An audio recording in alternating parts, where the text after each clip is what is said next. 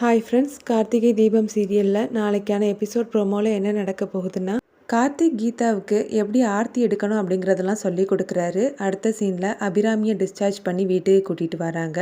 அப்போ கீதா கார்த்திக் சொன்னது மாதிரியே அபிராமிக்கு ஆரத்தி எடுக்கிறாங்க.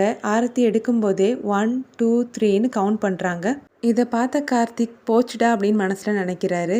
வீட்டில் இருக்கக்கூடிய எல்லாருமே ஏன் இவ இப்படி கவுண்ட் பண்ணுறான்னு சொல்லி பார்க்குறாங்க. அருண் கார்த்திக் கிட்ட, என்னடா கார்த்தி, தீபா எதுக்காக இப்போ எண்ணிக்கிட்டு இருக்கிறா, அவன் நடவடிக்கையே சரியில்லையே, என்னாச்சுது அவளுக்குன்னு கேட்க, 1 2 3 4ன்னு இப்போ தான் படிக்கிறாங்க போலன்னு சொல்லிட்டு அபிராமியை கூட்டிகிட்டு கார்த்திக் வீட்டுக்குள்ளே போகிறாரு. கீதா அந்த ஆர்த்தி தட்டை பார்க்குறாங்க. ஆமாம், இதை எதையோ செய்யணும்னு சொன்னாரேன்னு யோசிச்சு பார்க்குறாங்க.